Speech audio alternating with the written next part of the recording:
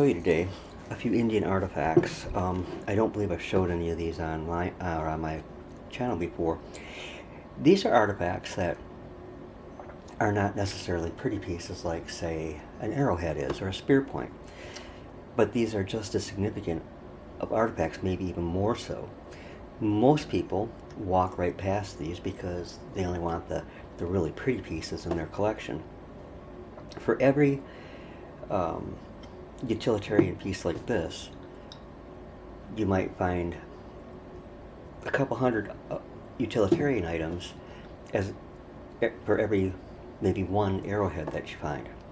This piece, about palm size, is a sharpening stone, flat on both sides, which was usually the case, although sometimes they were concave. But this one is flat, and you can see the deep grooving in it. These are not plow marks. These are grooves that have been worn into this particular stone from sharpening other stone or sharpening bone, because it did use a lot of bone artifacts, or bone for tools also. And speaking along those lines, here is a broken base of a stone drill. The Native American Indians, some people don't realize, did use drills.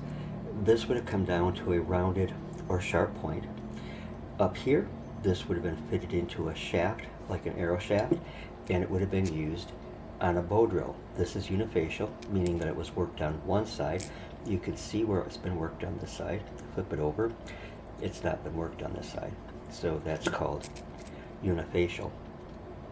Both really nice pieces, worth having in a collection. Here is a celt. It's a crude celt, but nonetheless, it's a celt, and it's interesting. You can see where it was brought down to a beveled, sharpened edge for chopping. A celt, by the way, is an ungrooved axe.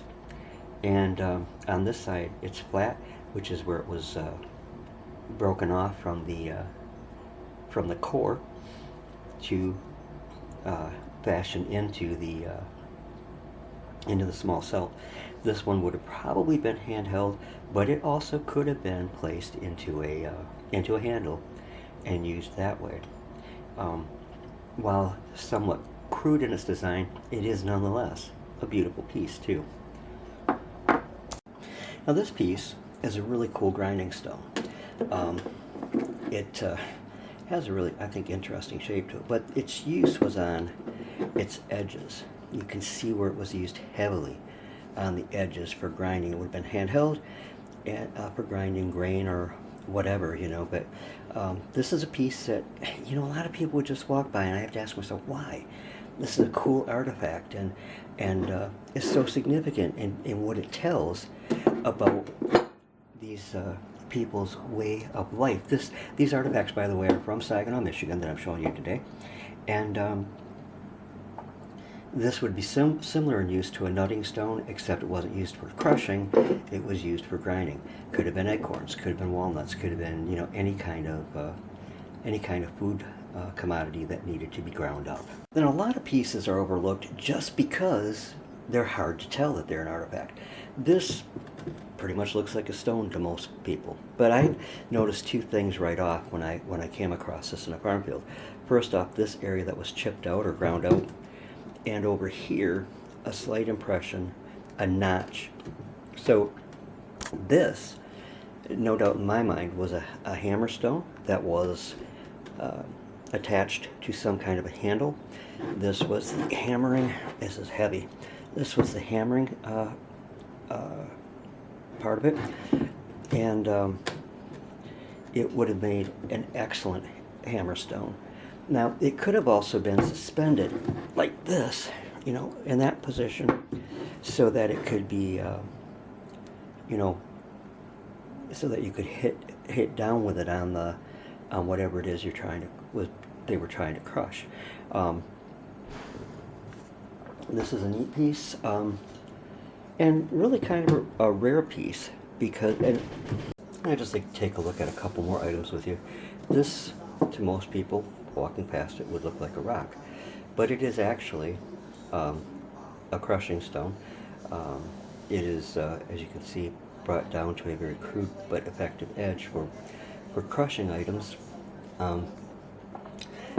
It's a heavy-duty chopping stone, and like the other pieces that were found here in Saginaw, Michigan, near the corner of Williams and Mason Street, and it's probably late archaic period, making it, let's just say, very, very old.